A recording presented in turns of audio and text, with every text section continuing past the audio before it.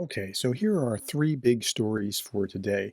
So, a couple of days ago, I showed you this from the ISW, where President Putin was claiming that he supported the unconditional equality and sovereignty of all states in this letter to the non alive movement. In that letter, he defined the Ruski Mir, which includes all Russian speakers and carries Russian history and culture and its compatriots, and included anywhere in Kievan Rus, Kingdom of Muscovy, Russian Empire, Soviet Union, contemporary Russian Federation. So whether you're in Russia's borders or out of Russia's borders, but you speak Russian or you're Russian in culture, it applies to you, and he wants to protect you. Okay. Then I saw this on Twitter. I thought certainly somebody's joking. Putin signed an order insinuating that the sale of Alaska to the United States in 1867 was illegitimate. It's picked up in Newsweek and other places, but not a lot of these publications are really strong mainstream publications. Like, okay, MSN is okay, Newsweek is okay-ish, but so I took it with a little bit of a grain of salt. But if you think about what they're doing, he's essentially extending, just like Hitler did with there are Germans being oppressed in Poland and we have to go rescue them. Okay, now Zelensky hit back. Zelensky published a decree on the historically Ukrainian regions, and Russia is now furious about that. Well, what did Zelensky do?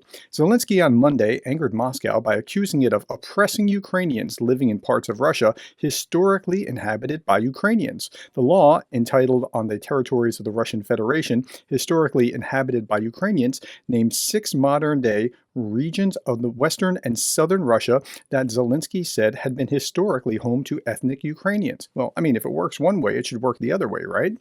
They were Belgorod, Bryansk, Krasnodar, Kursk, Rostov, Voronezh. Okay, so what he's doing is applying the same logic, and when you look at that, it kind of makes sense that if it should work one way, it works the other. Okay, he's also offering Ukrainian citizenship to foreign fighters and ethnic Ukrainians worldwide. They can have dual citizenship, except it doesn't apply to anyone in the Russian Federation. They need not apply. Okay.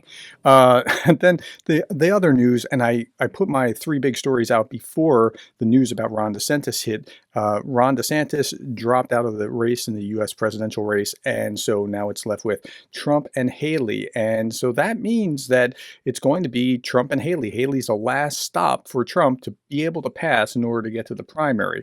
How has it worked out? So theoretically, some of this should go to Haley, and maybe some of it will go to Trump. Trump's now polling at 57%. Haley is polling at 38%, and maybe it'll tighten. We'll see how that plays out in New Hampshire or in South Carolina, which is the next primary after this, and Haley's home state. With that being said, I did an entire video about that. If you want to watch more about it, thank you for your time. Thank you for the likes, the shares, the subscribes, and thank you for being the kind of person that cares about Ukraine.